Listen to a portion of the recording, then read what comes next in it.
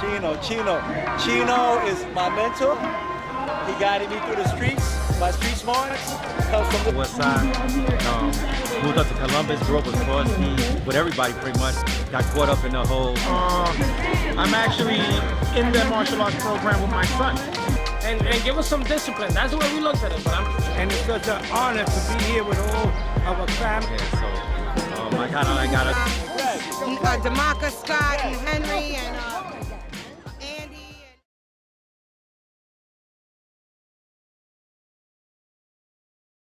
Who are some of the people you looked up to as far as mentors and everything like that? There was three people mainly. You know, of course, my father was always the main people. Exactly. He always gave me good advice, but it was three people. It was, I could say, Bambada, Africa Bambada, Right. Chino La Westside Familia, and Grandmaster Irving Soto. Those three people made a big impact in my life. Okay. You know, I'm going to start off with Bambada. So back when I was first talking to Bam and stuff like that, when I first started the chapter and stuff like that, there was a lot of stuff that he told me that just instilled in me, and I put it back down on the chapter. And one of them is what we're doing now. Right. He said, don't ever lose your history. Yeah. He said, you got history. He says, from La West Side Familia to Rocksteady Park, because, Upper West Side, Rocksteady Park was on 89th. We were all right there. Frosty Freeze is 93rd Street. That's the one who took, me and Norman was like his proteges, his projects. He pulled us, Frosty Freeze? Frosty Freeze, he pulled us out, and then he started bringing us around Legs and everybody in Rocksteady Park. But we were already hanging out with Rocksteady. But Bam, that was one of the things that Bam told me. He says, never lose your history.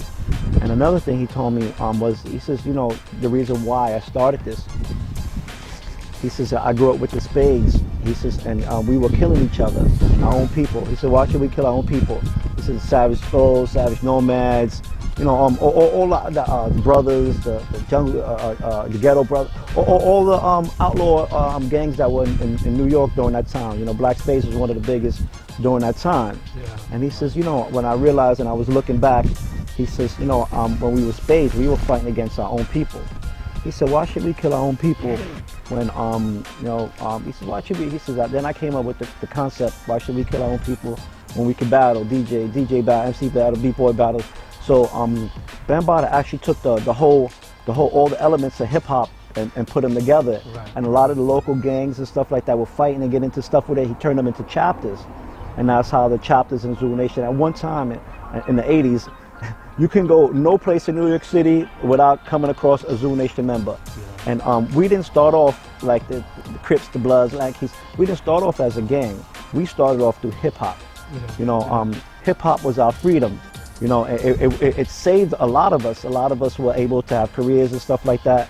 So a lot of people don't give certain people credit.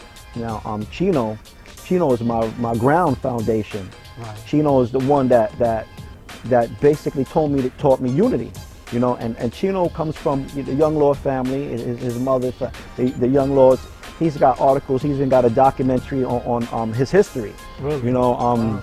And he really meant that, La Familia. He brought a group of young kids together, and he brought us together to keep each other safe. We did everything together. All the Puerto Rican Day festivals, we all went to the beaches together, but we stood all together as a community and a neighborhood. It wasn't just like, if you see one of us, you see the rest of us. Especially the Puerto Rican Day parade from 81st Street, or from 81st Street all the way to like 86th Street. You can walk back and forth, and it's all of us there, like a safe zone right there. And then you had then my Grandmaster Soto. He taught me the strength, honor, and loyalty, because the loyalty and honor and the strength that I have, really, the mental came from him, and the body coordination and we have something that we call harike. Harike is a form of we call it's Japanese psychology. Right. They say it's the art of fighting without fighting and stuff like that. How to channel energy and stuff like that. And then it's physical, mental, and spiritual strength. And spiritual strength. He says it's connecting souls too. He says when you have energy and strength, He says, it's spiritual that you bring people together. He says, Scott, you have that power just like I do. And then you know, my younger brothers, who I grew up with, you know, also too I consider them founders too. Pop Master Fable and Send One. That's my local graffiti artist. Send One designed our logo. With you and Scott, like, what age did y'all meet? We met. Y'all hooked up. He was saying, like, I don't know, junior high school? Was it? 13? It was the PS school, PS 84, right behind his mother's building. Yeah. It was right there that me and Scotty met and everything, and we started hanging out because at that time, before I moved to 733, I used to live on 92nd Street in Central Park, between Central Park and Columbus, right across the street from PS 84. So that's where I met Scott, at PS 84, Garden Riverside, where we used to play softball, you know, hang out at Garden Riverside when we were young. Right. You know, and you know, that's where we met. We ran there. I mean, we went rapid, we went wild. From what, 92nd Street all the way up to 108, 92nd to 108, from 108 back to 92nd. Right, Amsterdam and Columbus, we ruled. You know, when we walked down the block, they said, oh, there go the young city boys. Or when we came over, then we met, like I said, we met our Crazy Legs. And that's when he came, and, you know, to start a breakdancing crew with us. Because we do when we break dance, and we were also little gangsters, but our thing was more, we'll battle you, if we beat you, you don't come back. Right. You know, and we used to do that. So one time, Crazy Legs came down and said, well, let's combine, let's put Young City Boys and Rock Steady Crew together and make it one. Right. And that's what we did. And so that's when we started breakdancing. Yeah, we started breakdancing with Rock Right. Steady and everything. My sister was the first B-girl, Baby Love, Daisy Castro. Right. And she was the first B-girl. I taught her how to break dance and everything. And after that, me and Scotty started Native. Okay. And Natives, what was it, like, how many members was it when it first started? When it first started, it was me, Scott, you, Demaka, and Henry Fair. Scott was saying Fable, right? Fable was there. Fable, he helped us out, open up our chapter. Yeah. I give the credit to him because he helped us out. He showed us how to do it and everything. And at first, you know, we started off rough, you know, because we started off as it was just negative. Right, it was like just, a gang we were gangsters. We real gangsters. But then we started realizing, you know, we could help this. You know, we could help people out. You know, we could start something different because, you know, Fable used to always tell us, do something different, do something that nobody else does. And that's exactly what we did. You know, me and Scott looked at each other and said, yo, we've been in our negative life all our lives. Yeah. You know, let's try something different. Let's bring something back to the neighborhood that we didn't have. Right. And that's when, you know, I got introduced to the martial art by Charlie Torres. Okay. And at that time, Native wasn't, we didn't think about opening up the martial arts. We thought about the martial arts after, when I got in it, and then I showed Scott. And then Scott fell in love with it, and we went gun-ho, you know. So tell me about the program. Like, when did you start the program? Well, when did you take over? I took over the program. It started with Andy and Scott in 1995. 95. Then they were doing it for a little while. They stopped. Then Mr. Soda came back into town. He was living in California. Right. So he took over the program, teaching the classes on Saturdays again for a little while. He stopped because he had to move back to California because, you know, he worked for the government. Police. Yeah, he does a lot He of gave stuff. it to Master Steve. Master Steve had it for like another 10 years. But, you know, he got busy with work, and one day, I think I was just a second grade black belt. I called the Grandmaster asking for the permission. I said, you know, I learned the martial arts in this neighborhood, in the community, and I wanted to bring it back. All y'all did, I want to have the opportunity and that chance, that privilege to teach the community. And he gave me the opportunity, and that was like 3 years ago. So you've been running the program 3 years now? 3 years now, with his blessing, with Scott blessing, Andy blessing, and Steve blessing, and I took over, and I've been doing good. You know, I learned a lot. You know, I took it, and I learned. I took it and started training self-defense for the security team, quality security. Right, exactly. And Big up to Henry. You know, big up to Henry. I've been doing that. You know, I took what I learned teach the kids, of course, then transfer over to self-defense Right. and the security aspect. So I've been doing that for the natives, and until now, until this day, I'm still doing it. You know, that was 3 years ago, and throughout the year, I became. Right. That's a lot of time out of the day. Yeah. And how many students, like when you started out? I mean, it was students before, but when you started. When I started 3 years ago, I only had like maybe 10, give and take. Now I have close to 20. 20. You know, they come and go. You know, they're kids, so they right. want to learn basketball, and you can't blame them. Right. You know, some people don't go with it all the way. Some people will go with it all the way. Yeah. That's So, other than that, you know, I'm there in the community for the community. And God Riverside, I appreciate it a lot. I don't even charge God Riverside nothing. I do it because I want to do it. Yeah. And they love me for that.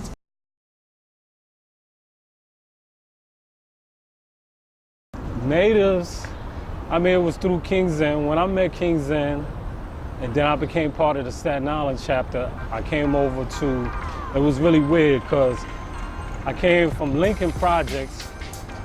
You know, when my parents broke up, I moved over to Convent Avenue, 106 in Convent, and then I moved my father. And then my mother moved down on 103rd and Broadway.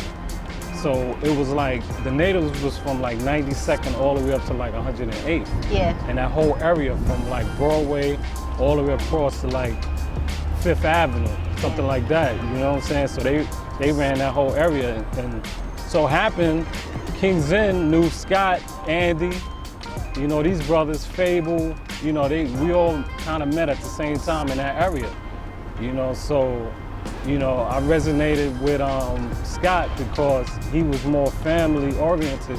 He looked out for everybody, and in that area, everybody was so unified as a family, like Chino and La Familia, you know, Andy, Scott. I mean, they had that whole area locked down. You know, George Sim one, you know, those brothers over there, they had it locked down. So it was logic for me to run with these brothers because Scott was all about family and loyalty. And that's the same thing I was about. We ain't cross each other.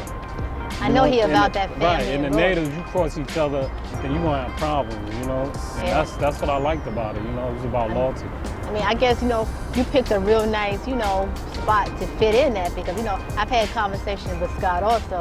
Exactly. And Scott always say to me, trust, loyalty, and family. And that's what natives was about. Yeah. That's why a lot of people flocked to our chapter. You know, it was because of that reason. They seen it and they felt it. You know, a lot of people try to get in between us. Yeah. You know what I'm saying? But, you know, our love is too deep for that. You know, we have our problems, but we always stay together because, you know, I follow Scott, I follow Henry, I follow Andy because I've seen them personally put their lives on the line for me. You know what I'm saying? And I'm a man.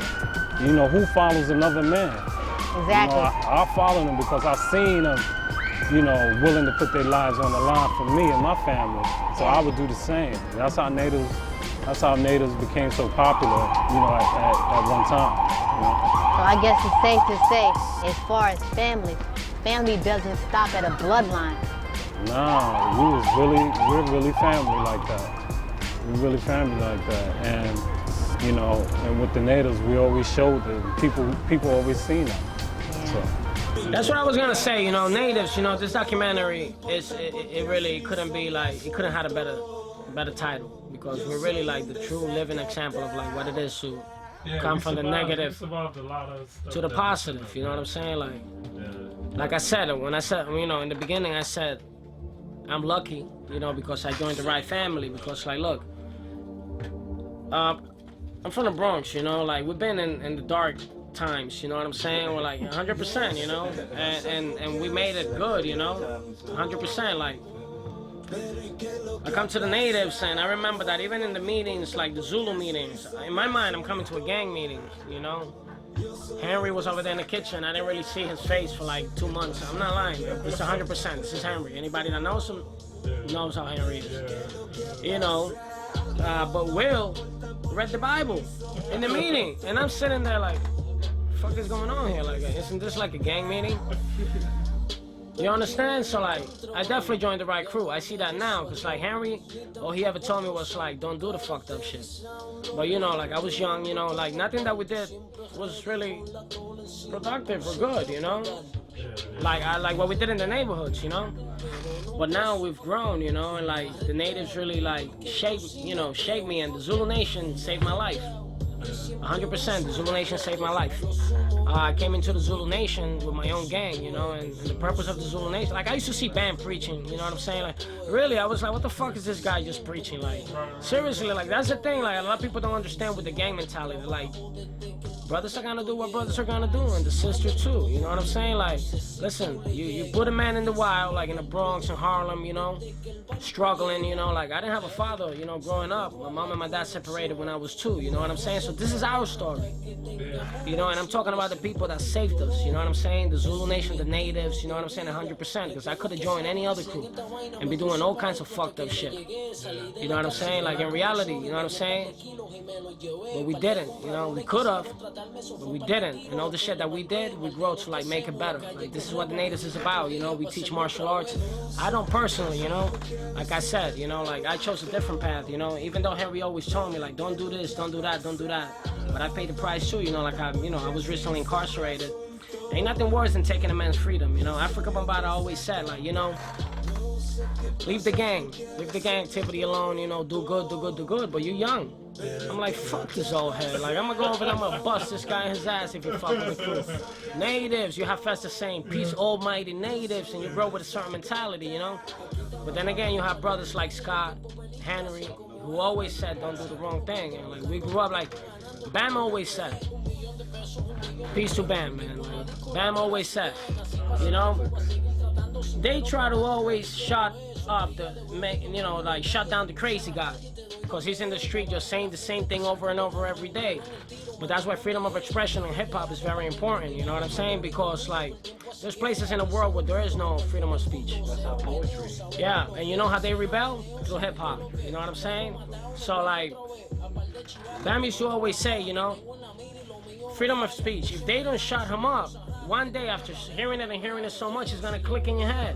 And you're gonna understand that he's not crazy at all, it's just that the system is designed a certain way. 100%. Yeah, 100%. A lot of things happening right now, and people need to become informed. But like, you know, like Bam told me when I was younger, you know, that hip-hop was gonna be the wave of the future. Like every country was gonna bang hip-hop like as the main style of music, and it's happening now. And that English was gonna be the language of the world. Bam always said that. Bam also always said that one day TV is gonna watch you instead of you watching TV. Today, I don't watch TV. I thought he was crazy. But as you grow older and you see like chemtrails, you know, and all kind of things that people talk about, you know, like you don't really know what's going on.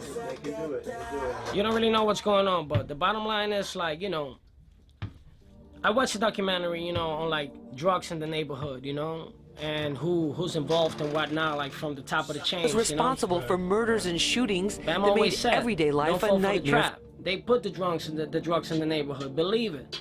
In prison, I met this old drug dealer who said that when the drugs are coming in from Mexico, the Boys and Money Avenue gang, and were able to apprehend the majority of the 103 wanted. So I don't know what's going on. The thing is that we're taught to protect ourselves in our community, you know, like 100%. Peace to the motherfucking Zulu Nation, and peace to the natives. This is my family. You heard?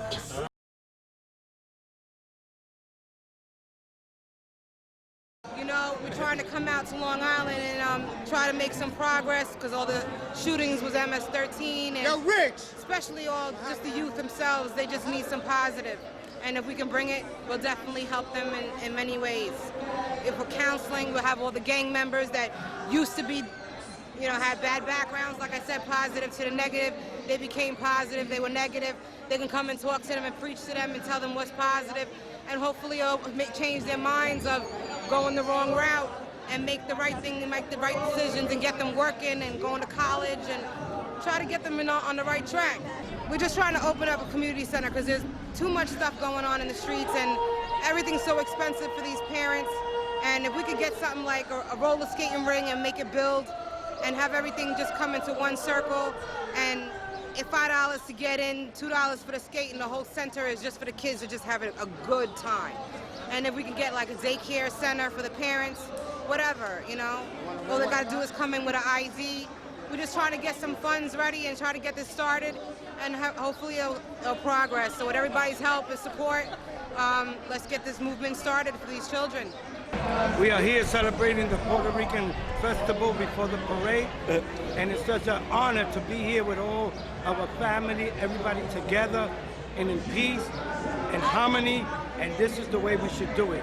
But one thing I got to say, Oscar Lopez, we love you, you are free, and you're going to be here with us. Amen. Now I'm giving it over to Scotty, the guy that I grew up with, my honor president, vice president, the godfather of my family.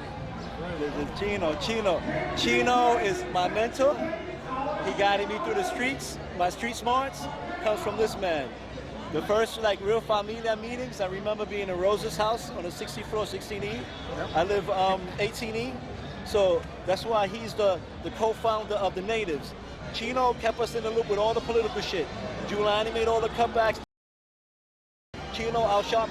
Chino's was in the front with all the rallies, everything, Chino.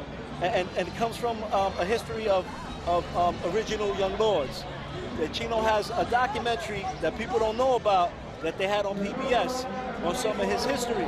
We need to do some of this, but Chino towards family, we know what family is. That's why we're still together. We all fucking love each other. These people are not new in my life. I grew up with these people. And Chino always protected the neighborhood, always had a respect for the neighborhood. This generation is a different type of generation. They don't have that respect. But even Chino was hardcore. He still wouldn't fuck with any of the elders or anybody. And with us, he'll protect us to the fucking end.